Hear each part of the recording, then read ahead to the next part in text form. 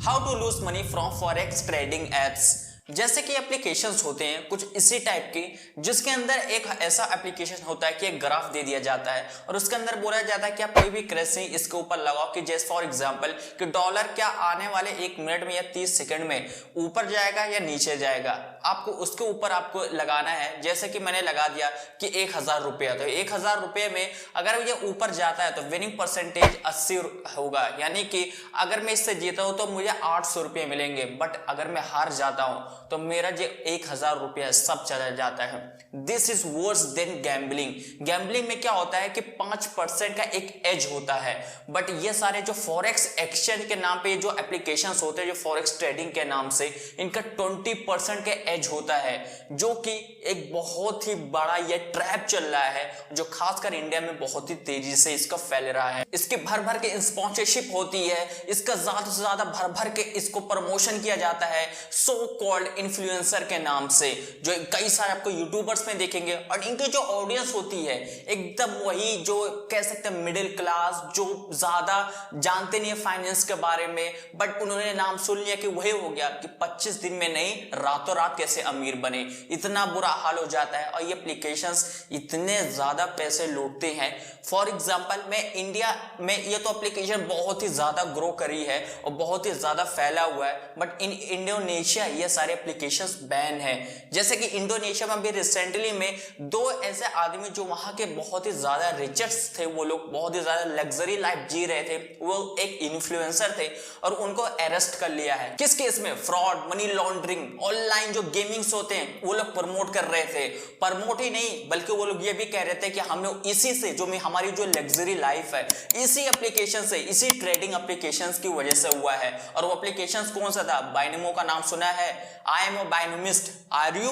ये वाला आपने टैगलाइन बहुत ही सुना होगा। इंडिया में जितने भी यूट्यूबर्स होते हैं जो इस टाइप के एप्लीकेशंस वो लोग प्रमोट करते हैं, तो उन्होंने बाइनोमो, कॉर्टेक्स, ये सारे एप्लीकेशन को प्रमोट करके ये सारी चीजें बोले कि हमने हमारी जो लाइफ है, लग्जरी लाइफ है, इसी वजह से हुआ है। बट रियलिटी में उन्होंने ये एप्लीकेशन डाउनलोड तक नहीं किया था। और वो लोग एप्लीकेशन कहां से अर्न करते थे? जो यूजर्स उनके एफिलिएट लिंक से, जो लोग वो लोग लिंक प्रोवाइड करते थे, उस एप्लीकेशन से जो यूजर साइन अप करता था उसका उन्हें 80% कमीशन मिलता था। और किस बात के कमीशन पता है आपको? जो यूजर पैसा हारेगा। वाओ, क्या बात है। अगर लीगैलिटी के ऊपर इन सारे एप्लीकेशन से जाकर सवाल करोगे तो वो लोग यही चीज बोलते हैं, हम ब्रांड है, हम बड़े बड़े चीजों को स्पॉन्सर करते हैं। जैसे कि बाइनोमो ने आईपीएल टीम स्पॉन्सर किया था हैदराबाद को, एंड ऑक्टा एफएक्स ने दिल्ली कैपिटल्स को कर रखा है। बट ये भी कह लूं कि स्पॉन्सर करने से कोई लेजिटिमेट नहीं हो जाता, राइट? ऐसे ही अगर आप बड़े बड़े, एक चीज मैं बता दूं, ज्यादातर मैंने ये एप्लीकेशन जैसे बाइनोमो हो गया या जो ऑक्टा एफएक्स हो गए, ये सारे एप्लीकेशन मैंने उन्हीं यूट्यूबर्स को देखा जिनका नामो निशान नहीं है। बस एक ऐसी ऑडियंस है जो ज्यादा पढ़ी लिखी नहीं है। और बड़ी बड़ी न्यूज कंपनी इस सारी चीजों के ऊपर प्रमोट भी करती है। Hindustan time, new Indian express हो गया। और नीचे जब आप इनके आर्टिकल के जाकर देखोगे तो पता लगता है ये जो आर्टिकल है ये एक स्पॉन्सर है। और ये जो आर्टिकल है किसी उनके हिंदुस्तान टाइम्स के कोई एम्प्लॉय ने नहीं है, बल्कि जो कंपनी ने प्रमोट करा, जैसे बाइनोमो ने, तो बाइनोमो को किसी बंदे ने वो आर्टिकल प्रोवाइड करा है।